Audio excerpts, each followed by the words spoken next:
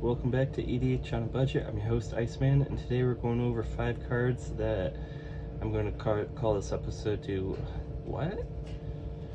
First up, we have Phyrexian Tribute. Phyrexian Tribute is 2 and a black sorcery for $1.76. It is the only printing, and it says sacrifice 2 creatures, destroy target artifact. It's not very good, but as far as black artifact removal, this is like the only thing that does it. And sacrificing 2 creatures in most black decks is actually an upside instead of a downside. So there's definitely some decks that should see this played. Next up, we have Break the Ice. I had to include this one. It is also the only printing. It is 35 cents. Mana cost is black sorcery. Destroy target land that is snow or could produce a colorless mana. Has a overload cost for 4 black. You may cast this spell for its overload cost. If you do, change its text by replacing all instances of target with each. So this will hit you if you have lands that produce colorless or snow lands.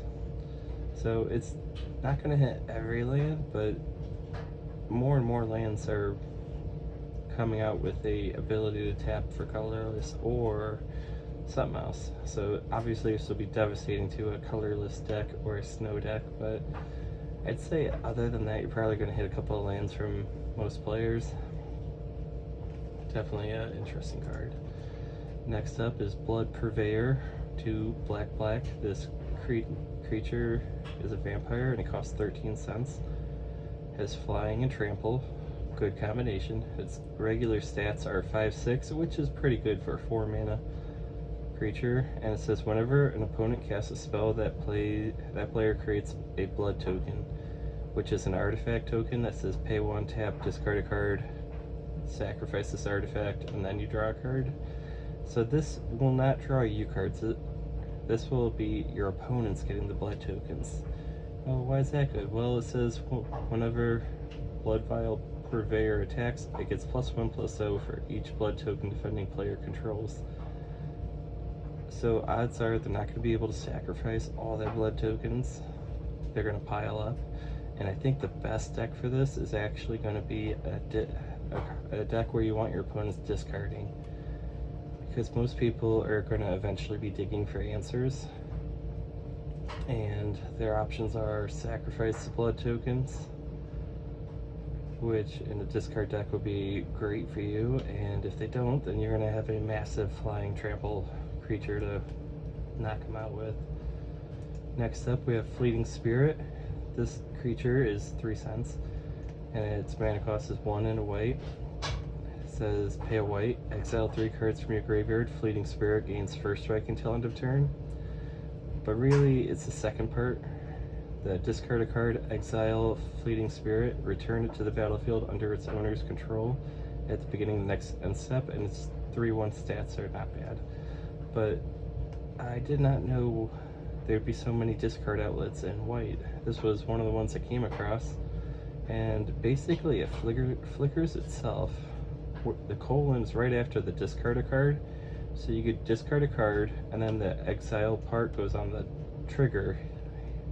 The creature will still be on the battlefield, so you could just keep discarding as much as you want, which white does have ways to reanimate those spells and bring them back, so that is an interesting combination.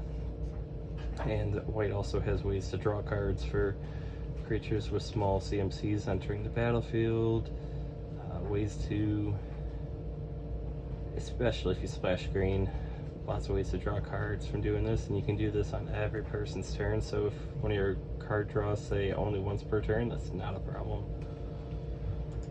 Next up, we have Lurking Chupacabra. Alright, first of all, who knew there were other Chupacabras? I feel like everybody knew the one where it destroys a creature, but this is one I have not heard of. 3 and a black. This is the only printing, and it is 3 cents. This creature is a beast horror with 2/3 stats. Whenever a creature you control explores, target creature an opponent controls gets -2/-2 until end of turn. So obviously this deck is only going to be good in a deck that explores, which is definitely getting a more more and more printings. Originally, I don't know exactly what set it originally had Explorer, but it was definitely many years ago. And then there was Exelon, the most recent Exelon had more, so probably originally Exelon, but they're just going to add more and more Explorer cards. So this is a card that will only get better with time. Seeing as it only had one printing, it might be a little hard to find, but it'd be an interesting card for sure. -2/-2 isn't enough to kill the big creatures, but it will definitely get rid of the small chump blockers, and it will stack if you explore multiple times. And that's it. Thanks for watching. Please like, share, and subscribe to help the channel grow.